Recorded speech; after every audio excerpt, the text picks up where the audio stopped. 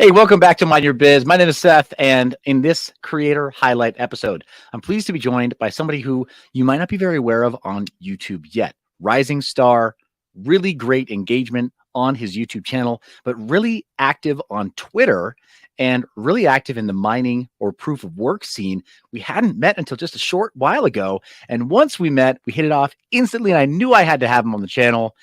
Let me introduce you to Action CEO. Action, welcome to Mind Your Biz. Hey, I appreciate you having me on, buddy. Yeah, no, I would say it's a long time coming. I mean, we've only known each other for a little under 6 weeks, but like I still feel like this is 6 weeks too late because of that. Immediately felt a great vibe from you, and the least I could do was have you on the channel and try to figure out what makes Action tick, right? So this is finally 6 weeks? Are you kidding me? That's it? Maybe 3xp, maybe only 4. Man, we're in a time warp in crypto, but we have a problem, right? With keeping track of time because we live one block at a time. But so I guess 15 seconds if you're on Ethereum. But yeah, like time gets weird here. But I'm just like, wait, I feel like I know you way too well for only having met you, such a short time ago. Like that's the crazy part of it. You know what I mean? Yeah. Here's the other thing, man. So I've got good friends that are Polynesian. They'll always joke and say, that their other Polynesian friends like, oh yeah, he's a cousin. And I kind of feel like at some point we're going to start making that joke too. It's like, yeah, no, Action and I are cousins. Don't worry about it, man. Distantly related. So I mean, I think you just started that now. It's about to start. So I appreciate you having me on, cuz. Yeah. Perfect. Well, let's start from the very beginning. And I think best thing for my audience that maybe doesn't know you, can you kind of summarize who is Action in 30 seconds or in a nutshell?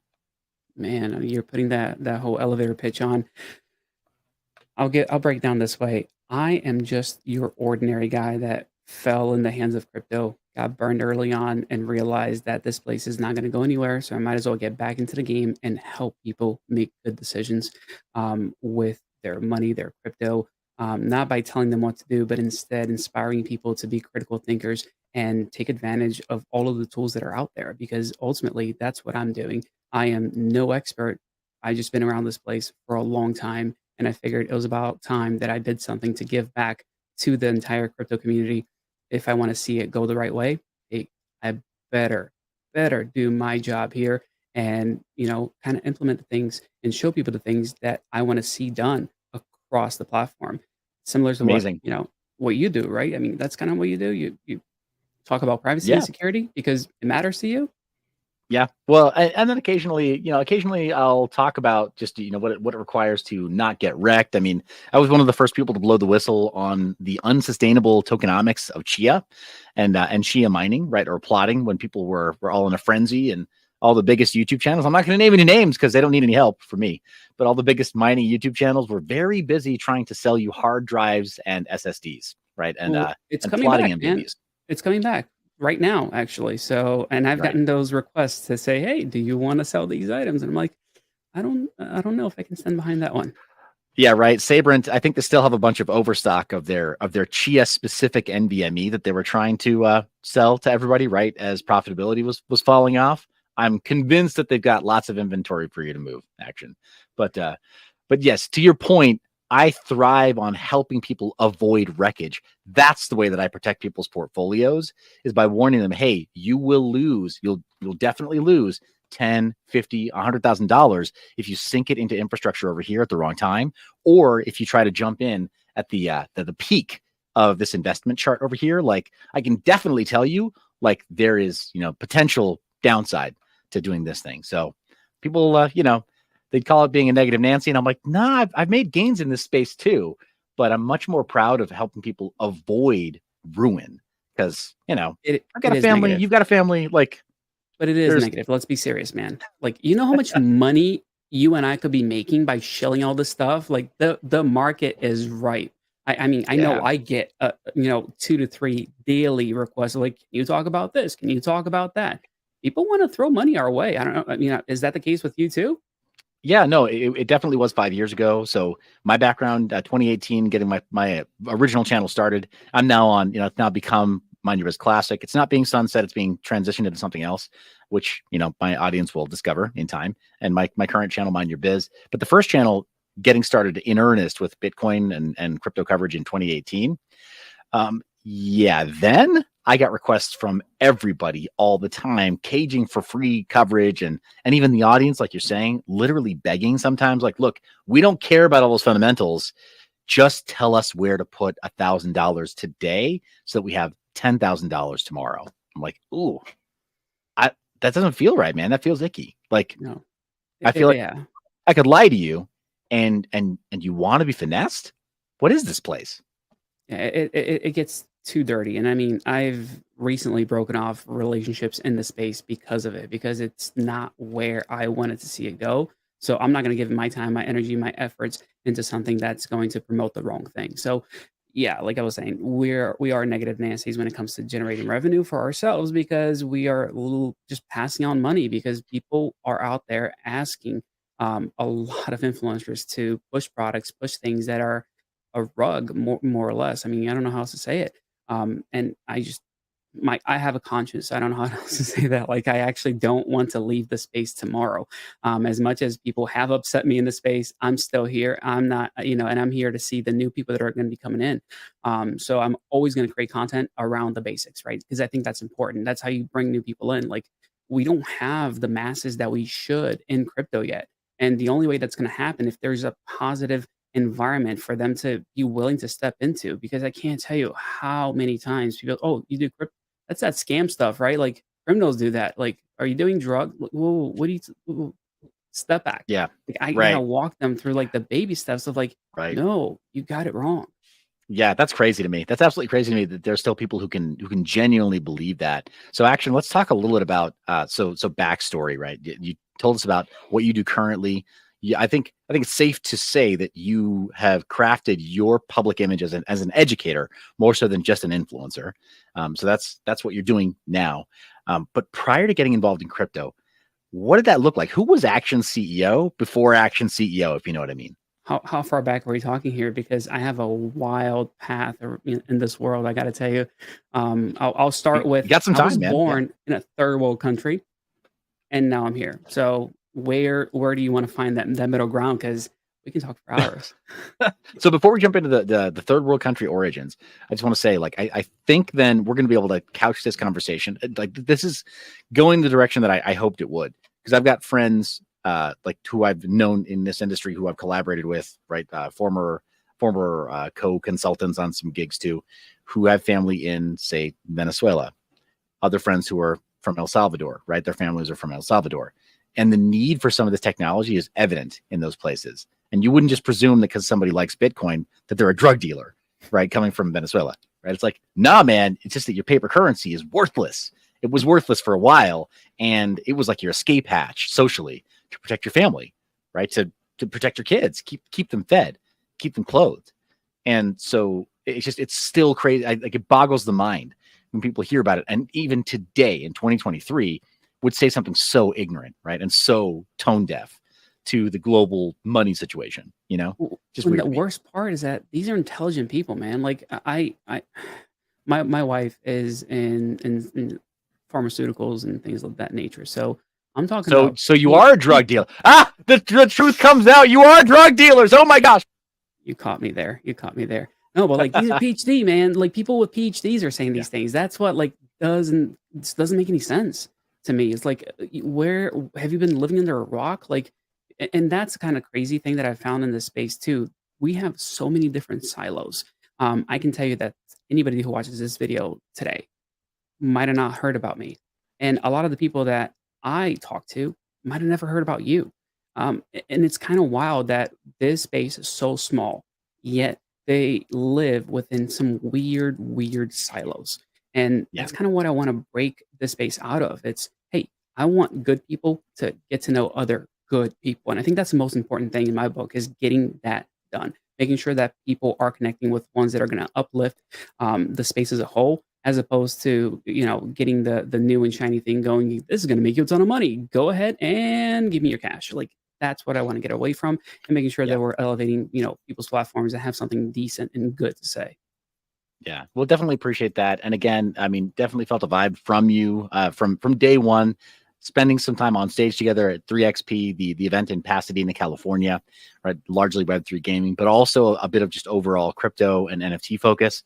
So that was a lot of fun. And that shines through, man, with who you are. And I can just say from personal experience, who you are in person completely matches who I experience online, right? Like there is no other version of Action CEO that I've experienced, right? It's like, no, man, there's integrity here. That's what I'm saying. Been trying to do that. And it is a little selfish because I have met too many people that are not like that. And dude, it's exhausting. Like trying to be somebody or not. Like you got to remember what lies you've told on screen so that you can like say them again in person. That doesn't work. I mean, it works for a short period of time, but soon enough, the light comes out and you're done. You're burned. And that goes for, you know, the image that you try to create online versus offline, but also like things that you pitch, things that you say in general. You got to be careful with that so that, you know, whenever, like, I'll talk about promotions, for example. If I'm doing a promotion of something, I will be very clear, hey, this is a promotion, because I don't want somebody to look at this and go, oh, you're buying into this. Now, if it's a promotion and I spent my own money to get into it, I'll say it as well. So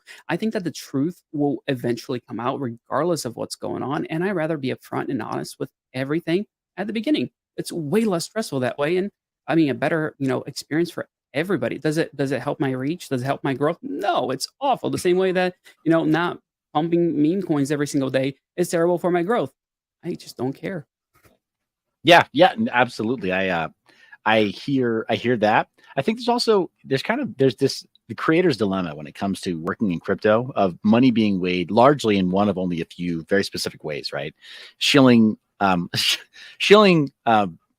leverage trading platforms that will surely get your followers wrecked. Like, just there's no ifs, ands, or buts. 90% of your followers are going to get destroyed by trying to trade with leverage. It doesn't stop TA channels from doing it anyway. Always shilling referral links for platforms that are unhealthy for their followers. So they're creating the world is net negative for these influencers influence in it, even though they might say like, no, I'm a Bitcoin maximalist. I would never shill those terrible coins over there. And it's like, but you'll let your followers trade with leverage? Okay. Real responsible. Good job, I guess. So that's one way, right? Those high leverage trading platforms, because man, they pay on liquidations. So those influencers get paid when their followers get wrecked. It's crazy. And most people don't realize that's how the money flows. So you can shill referral links to these very horrible, right? Like godless trading platforms. Or you can allow for sponsors to sponsor your channel, where you gotta run their ads and stuff. It's pretty above board, because at least you can just see that it's a sponsored stream or it's sponsored content. You can secretly shield projects that you're involved in and not tell anybody, not disclose. That happens. It's with some people. And then it's generally kind of a pump and dump, where it's like, oh, this is just so cool. Look, it's a cool meme. Gem hunter platforms, gem hunter channels, by the way, tend to be largely that way. If all they talk about is hidden gems, it's a pretty good bet that they're dumping on you. You are their exit liquidity. Bingo. And then there's the consultant advisor route, where they brought you in to help them architect some way to deliver real value. And then you also happen to be a very public person, so you talk about it and you disclose responsibly that you're part of the team or you're contributing in some way. But I'll just say that, like, the secret shilling and the shilling of high leverage affiliate links are how the most money is made in this industry. And so, yeah, I'm right there with you. It's too bad I have a soul. Otherwise I would, just do that all day. Yeah, I don't want to say I shill a platform that does that. I have one platform that I share that allows for leverage, but the only reason I do it is because it's the only place in the US that you can actually get some of these tokens. And the goal is not to get people wrecked. It's to get people access to crypto, that they would otherwise not be able to access. And Sure. it's always sketchy, right? You're like, what's going on? So, and this is my own doing. Twice now over the last 6 months, I got more than I usually get, and I don't get a lot of money on this. This is probably like less than $100 a month. No, for sure, less than $100 a month. And two times over the last 6 months or so, I saw a higher than normal payout, and I'm like, what the heck is going on? And they provide you with a little bit of the person's email who signed up. And I try to dig in and figure out, okay, I need to find out who's getting wrecked. Like, this is not okay. This is not good. Turns out it was somebody that was shorting stuff, and it went 150x and was actually, but still, Mm. like, my heart was like, "Oh my god, I just ruined somebody's life. I need to fix this. How do I fix this?" You're thinking of like somebody taking their own life and leaving a widow and like children behind and stuff. Oh my gosh. Well, okay, that speaks to your character and you actually caring about your community. That's cool, but also, I mean, good news that you got a better payout for them winning, not just getting wrecked. Yeah, no, like, the best part of it was that they were winning something. That was, like, super exciting to me. It's like, "Hey, this is what I wanna see. This is what I wanna see more of, is, like, people actually doing it right and actually winning in this space as opposed to just being exit liquidity, because that happens way too often, and you're dead on about that. And yeah, nobody should be experiencing that nowadays if they're coming into the space and hearing from good quality, educators that know what the heck is going on. Yeah, and responsible disclosure is the name of the game. Here's the thing, action. So like you just said, like you do make recommendations for certain things. And I mean, I said shill. There are other project, other creators too, or like whatever. They're trying to teach technical analysis, or they're trying to keep people up to date on what the charts look like for a given day. There is some value, of course, in the content that they produce. And responsible disclosure, just saying, by the way, I am an affiliate for these programs, for these platforms. What you do there is your business. But if you're interested, like, you can use my link. If you were going to do it anyway, use my link, please. But that kind of level of responsible disclosure, there are a lot of people in the space who just don't do it. They don't let you know when something is sponsored. They don't let you know when they have an advisory role, or when they've been given what's called an allocation, where they could buy into the token. And they don't tell them, like you do, that like, oh yeah, I've invested into this. They don't say that often.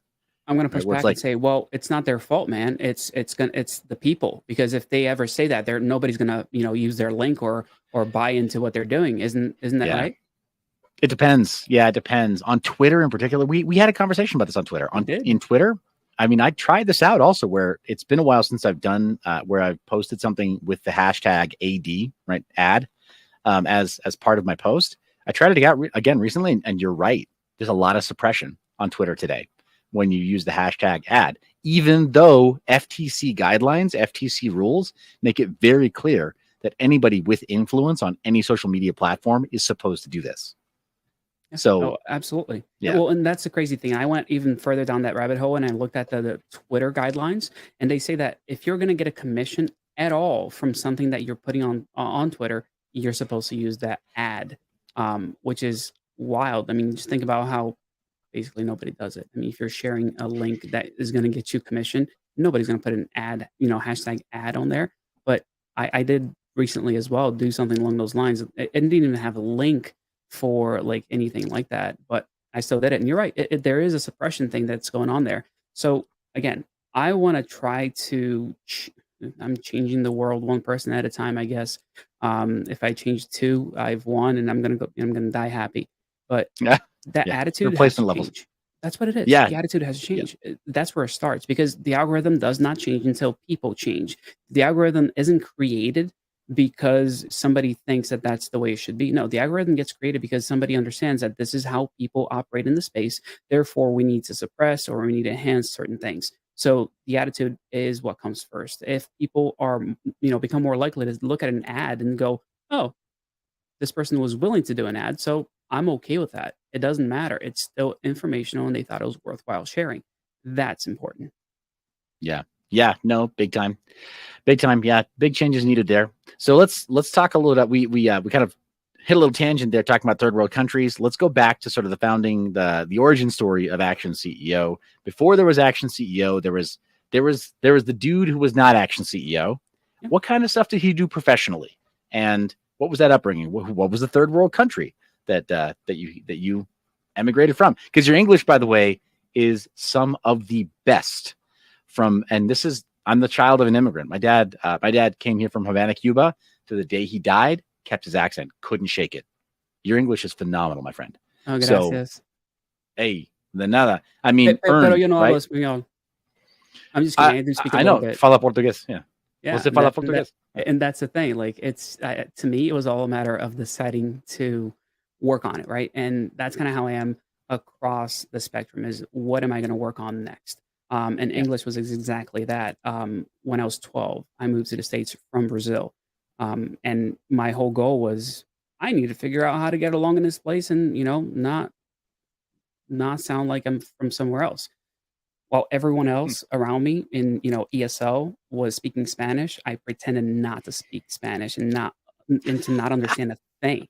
And it was hard. It was Yeah. hard, but it was worth it because within, I'd say, 9 months, I had English down. I didn't lose my accent. It took about 3 years or so to lose my accent, but Yeah. just the fact that I said, "I'm gonna focus on this one thing, and I'm gonna go to town learning English, nothing else." I was already, like, school-wise, I was in 5th grade.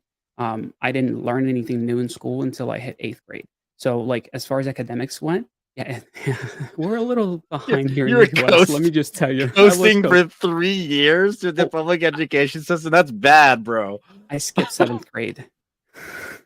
So I skipped 7th grade because by the time that I got to 7th grade, I my English was already good enough to where I was like, "Guys, like, seriously, like, can I don't wanna be here. Can I just skip the grade? Let me just go to the next grade." I was just kinda done. It was just like Yeah. it was boring. I don't know how to say it. It was just really boring, and it was like, "I'm either gonna get in trouble or you challenge me. Which one do you want?" So, yeah, Insightful. that's Yeah. kinda how it went there, but yeah, I mean, that's the English speaking in a nutshell. It's like, I just put my mind to it and I said, "I'm gonna figure this thing out," and that's exactly what I did. And I think it worked out. I mean, according to you, it worked out. So hey, I'm glad it Yeah. worked out. Oh yeah, Um, no, and that's just it, man. So there's a couple of business groups or like online digital marketing groups that I work with that's sort of sway much more heavily towards Brazilian user base, and then Brazilian American like people, right? So and I mean I had roommates who were who lived in Brazil. My father-in-law speaks Portuguese from living in Brazil. The first time I ever met him to ask him about marrying his daughter, we spoke in Portuguese to Spanish with each other, not in English. So like I've heard a bad Brazilian American accent before, and I actually couldn't even sense it on you, man. I actually couldn't place quite where you're from. Probably South America, but I couldn't place it at all. And I'm like, man, I pride myself on that, being able to hear that.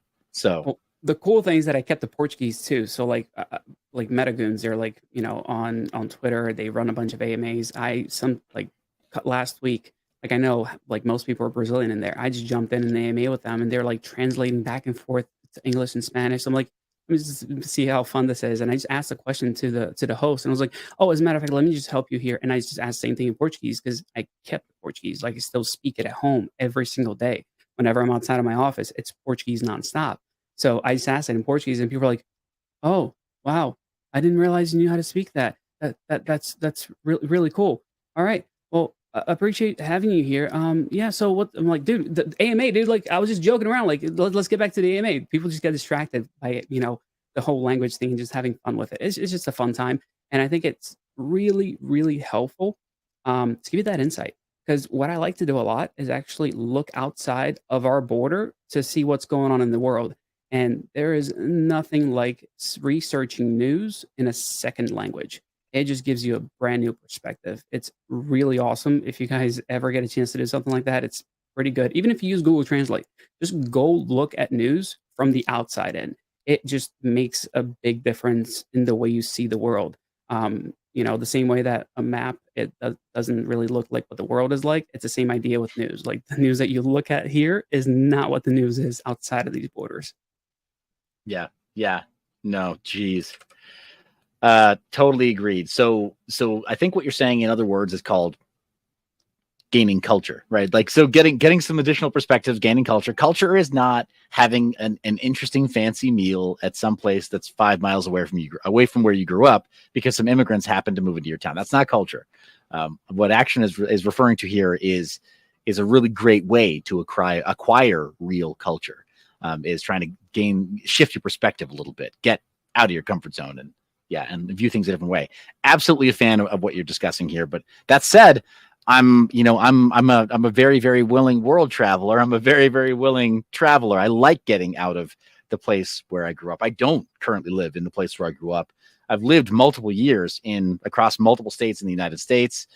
Even as a child, lived in South America, right, with my family. So like we try to get exposure to other people, places, and things, and grow. So maybe I overvalue that, but that really resonates with me too, right?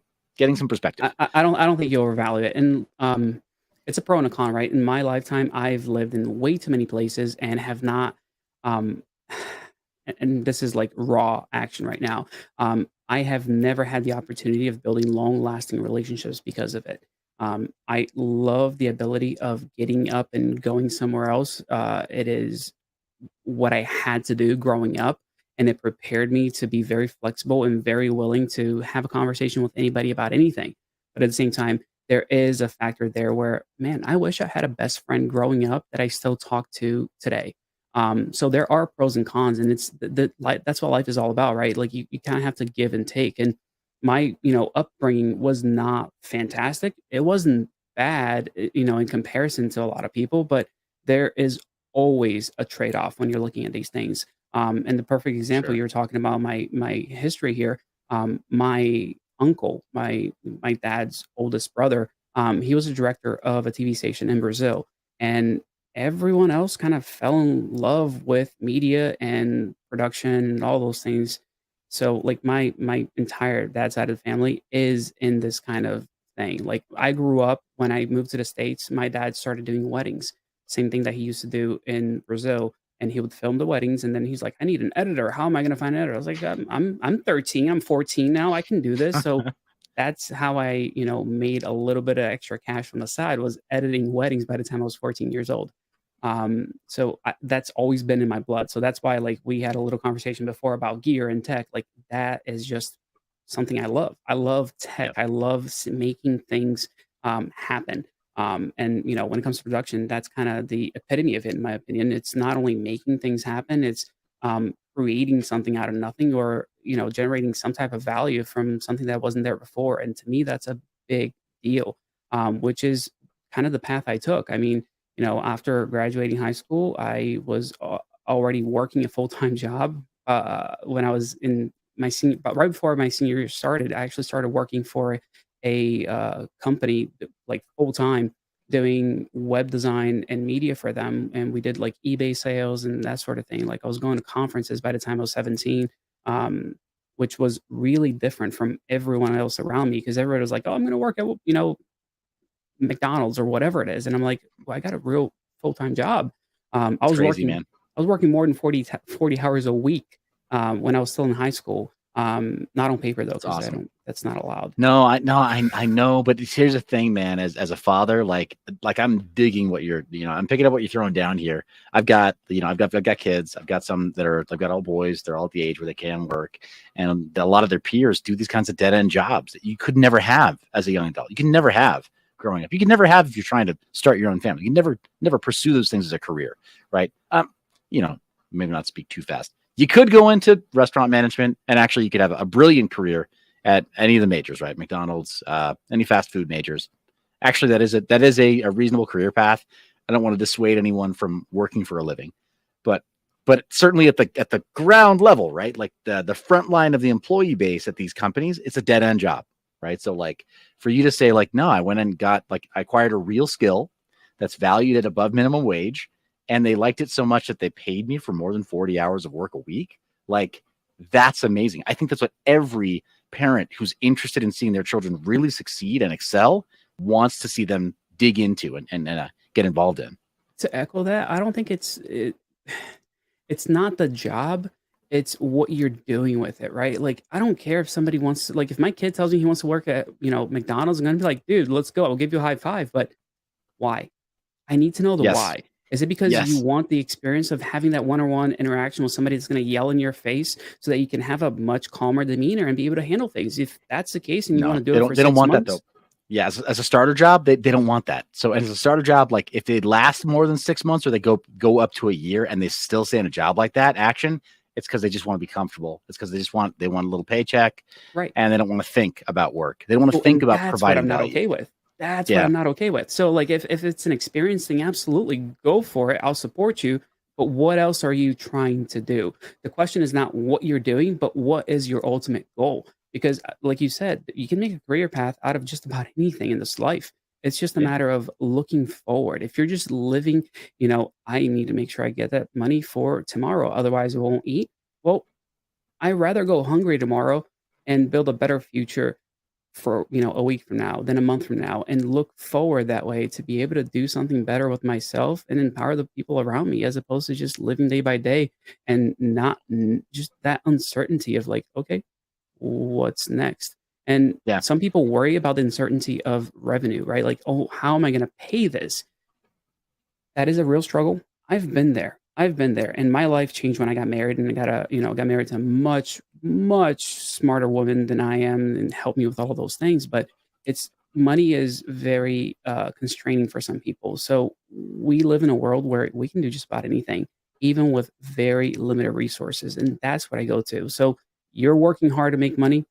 What else are you working on? Because you're going to continue to work really hard every single day if you're not looking at the next steps and what you're going to do with your life beyond the dead end job or whatever else that you're trying to do just to scrounge up some cash.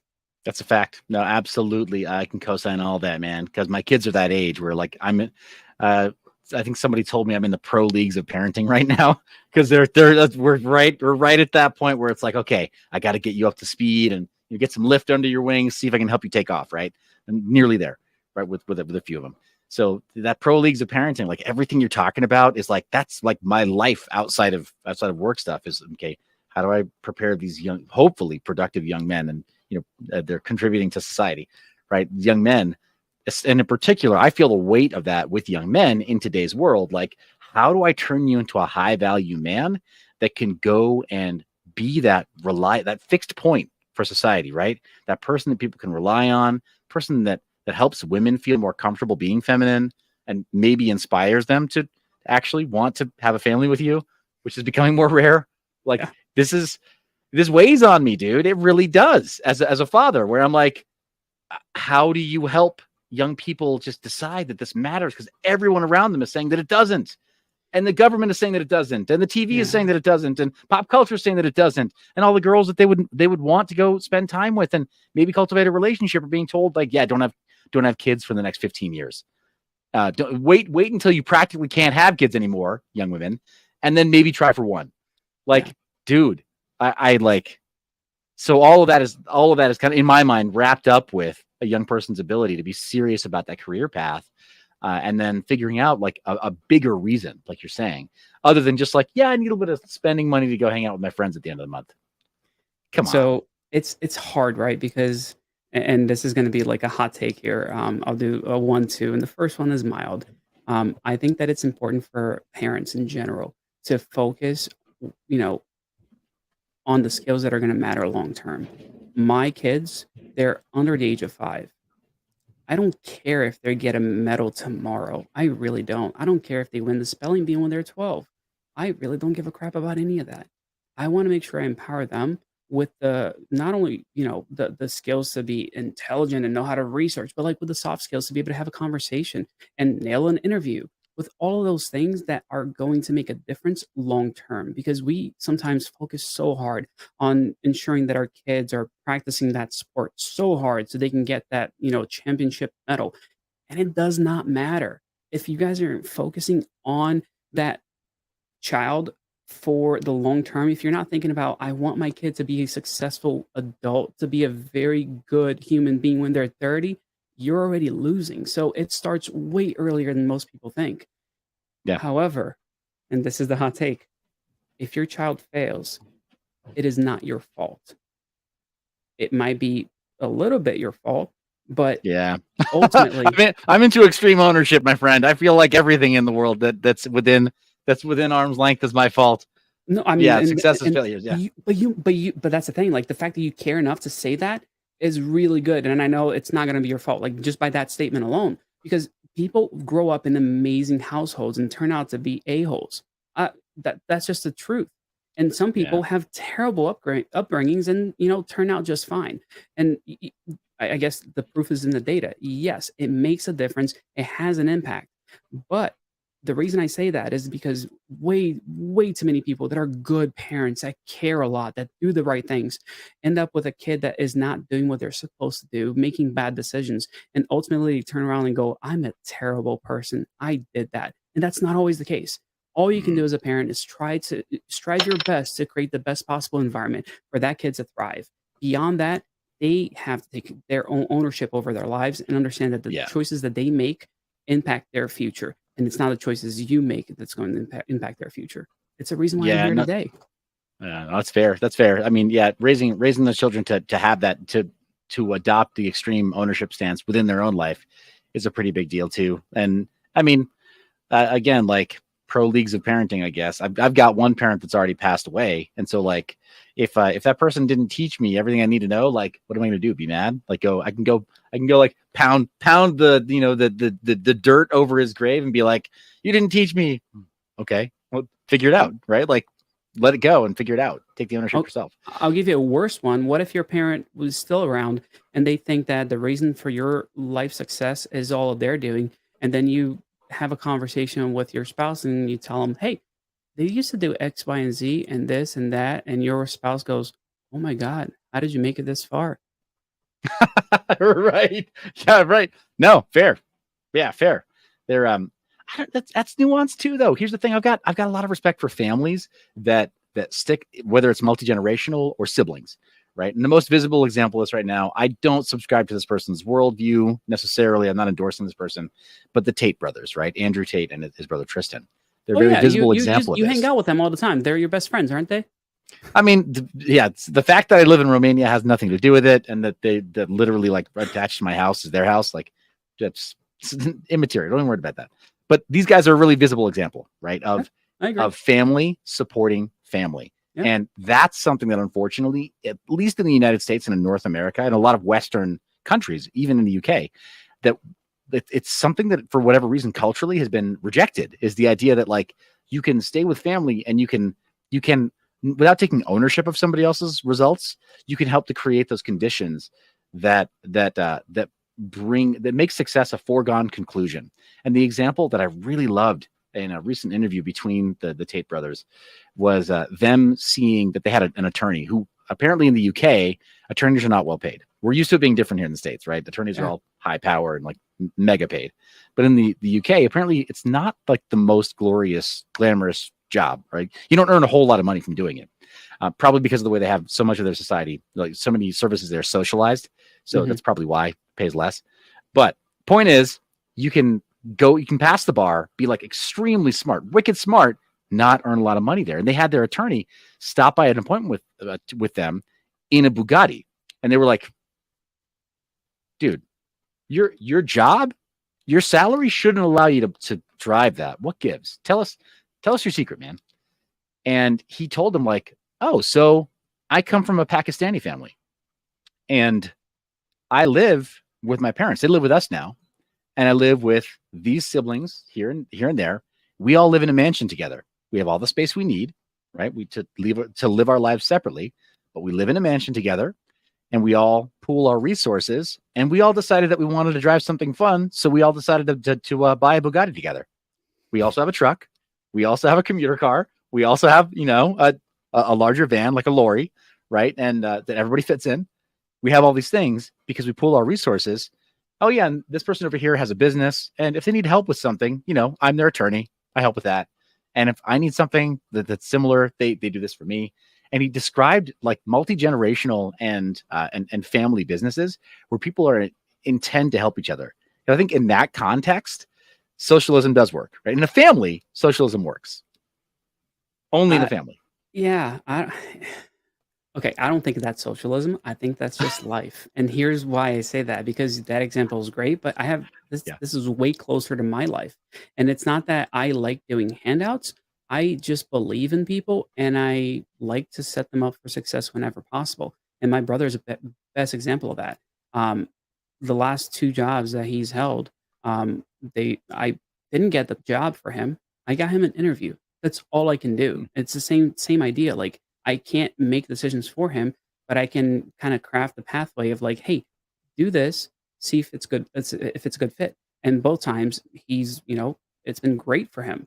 And in turn, yeah, we do have that like for life. And I'll give you the perfect example. When, COVID hit, like my in-laws were in Brazil and we were worried. We didn't know what it looked like. We didn't know what that was going to look like. And I had just bought a house recently with a decent amount of land. And I said, It'd be really cool if I was able to bring my in-laws from Brazil here. And yeah, So you married a Brazilian girl. dude, I found her in Jersey. It was fantastic. Yeah, Baby. yeah. Okay, cool. So, I mean, that's why we speak Portuguese at home, right? And Nice. like all my kids, they're fluent in Portuguese. And the idea here was, wait, my brother, I've helped him along the way. I want to bring my in-laws now. There's no way I can get a house built for them in any way, shape, or form because permits take 9 months to put together. And I Jeez. said, what if? Yeah, I mean, welcome to California. What if Yeah. I worked to make something happen? And instead of spending, lots and lots of money in 6 digits to build a ADU, which they do a lot here in California, an attached dwelling unit, I built it myself with my brother. I literally built a That's house in four that's awesome. months. That's awesome. And it sounds like you were smart about it too. You made sure that it fit whatever the descriptions were that would prevent you from getting busted, right? By Oh, the local that's not a authorities. concern. So, like, everything is not only, like it's not up to code, it's way beyond code, and it's everything. I mean, I got all the gear to do, to digitize the insides and out of everything that I did, so I have everything. So, instead of waiting for permits, I paid a fine, and I'm fine with it, and the fine is minimum because everything passes code anyway, and I have the That's proof of awesome. it. So it's did I go about it the wrong way? Absolutely, because I wasn't willing That's to hilarious. play by everybody else's rules. So I wrote my Okay, own, but that only so happened because of between my brother. yeah, but with so I'm still hung up on this aspect of you doing like kind of what large corporations do with the IRS and the SEC, saying like, nah, the fine is worth not having to wait 9 months, but and also the fine won't be 100%. it won't be as bad as the permits plus waiting. Like Dude, that's I was awesome. getting quotes for like 300 grand to build this thing. Like, yeah. And they were like, everyone is charging an arm and a leg. The lowest I got was Yeah. 175. Lowest. Yeah. And like, I spent less than a third of that. That's awesome. Okay, well, we got to talk about that another time. I think so. Mind your biz community. Let me know. Thumbs up if you want to hear more from Action CEO. Maybe we'll get a part two. Maybe we'll pre-record that and release a part two. But please hit me the thumbs up right now. And we've got to wrap in just a few minutes here. But this is awesome, man. I'm seeing a lot more that we can talk about here, just by way of like personal life and all that other stuff. But let's talk just a tiny bit about big wins, milestones, and I guess not big wins and milestones. Let me ask you about upcoming dates. We're going to be airing this sometime in August, so before September. But big dates that are coming up for you, or big milestones that you're excited about in your crypto journey and your professional career as the Action CEO. What stuff that you're looking forward to? Man, I'm looking forward to hanging out with you. Does that count? I mean, that's a milestone. Like, hey, we got to hang out once. Can we do it again? Yeah, And I man. think that's really exciting to me. And it's more exciting because of the environment we're going to be in is actually one that promotes this kind of let's have a conversation, as opposed to let's sit on a stage and pretend that we're better than everybody else. 'Cause I hate that. So, if you guys don't know about Run on Flux is freaking awesome what they're doing with the space. I mean, they are way bigger than most people even realize. I think they were sitting at number 175 as far as market cap is concerned. But beyond that, the heart behind the team is something I align with. The things that they're doing is just 100%, along the lines of what I want to see this space do. So yeah, well, I'm going to be at Cypherpunk, which is the conference that Flux is putting together, and you're going to be there too, right, Seth?